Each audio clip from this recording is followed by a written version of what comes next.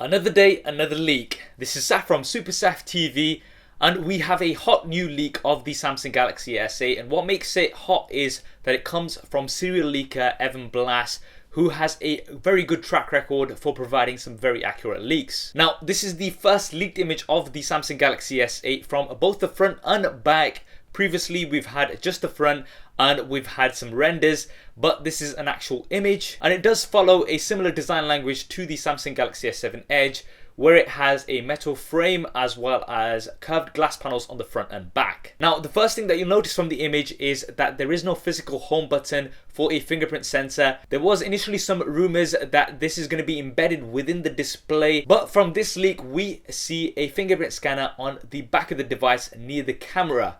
A little bit of an awkward position, I would say, because you're going to have to kind of reach over to it, and although it'd be okay for some, it is very close to the camera as well, so you're probably going to get lots of fingerprints on the camera.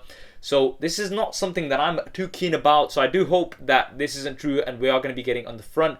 But remember, Evan Blass is very good with his leaks, so this may be the case. With the Pixel and other LG devices, it's usually around this area here, which is a bit more reachable, but it looks like we might have it quite high up on the S8. However, one big advantage that this is going to bring is a super larger display with minimal bezels. Now, this has been leaked and rumored for a very long time, but we're looking at roughly about 83% coverage on the front. So that's going to be very high, very small bezels on the top and bottom, and potentially an 18.5:9 aspect ratio. So this is slightly different to the 16:9.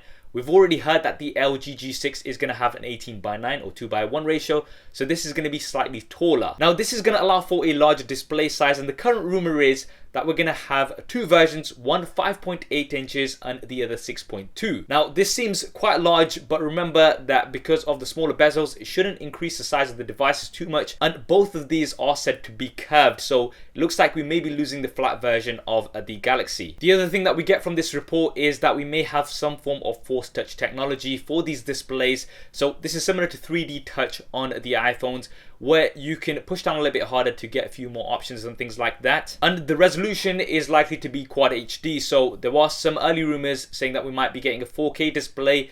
This doesn't look likely for the Galaxy S8 version. We may be getting it for the Note 8 if we do get one. Now, this report also claims that the launch date is going to be the 29th of March. This is earlier to what we had heard previously, but it may be that the Unpacked event is going to be on the 29th of March with the actual device release around the 18th of April. So not too far away, and we should be hearing about the S8s officially in about 2 months' time.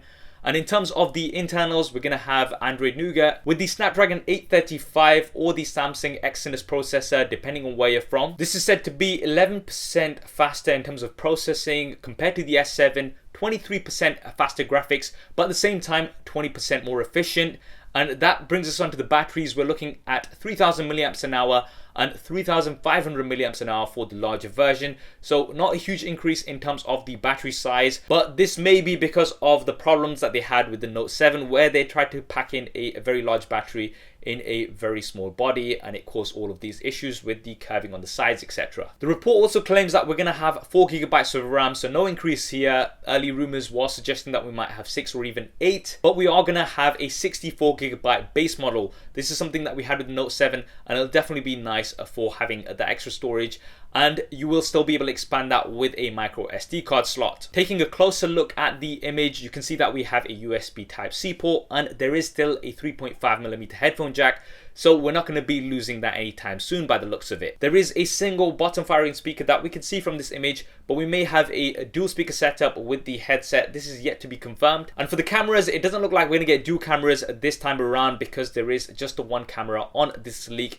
This is likely to be 12 megapixels with an f1.7 aperture, but improved optics. There may also be a new search functionality. So for instance, if you want to take some images of something you want to buy, then it's going to find those for you, maybe some trainers or something like that. This is also rumored. And the front facing camera is likely to go up to 8 megapixels compared to 5 megapixels what we had last year, still with an f1.7 aperture. It looks like the iris scanner is going to make its way from the Note 7 to the S8, and we're also likely to have Samsung's version of Google Assistant.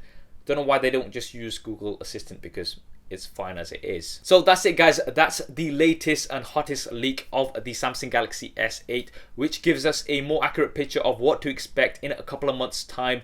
What do you think of the S8 so far? Drop me a comment below and let me know your thoughts. Now, if you enjoy leak videos like this, then be sure to hit that thumbs up button to let me know. And if you want to see more detailed leaks and rumors as and when they come out of the S8, then be sure to subscribe if you haven't already. If you've already subscribed, then be sure to switch on notifications. That way you'll see all the latest videos first.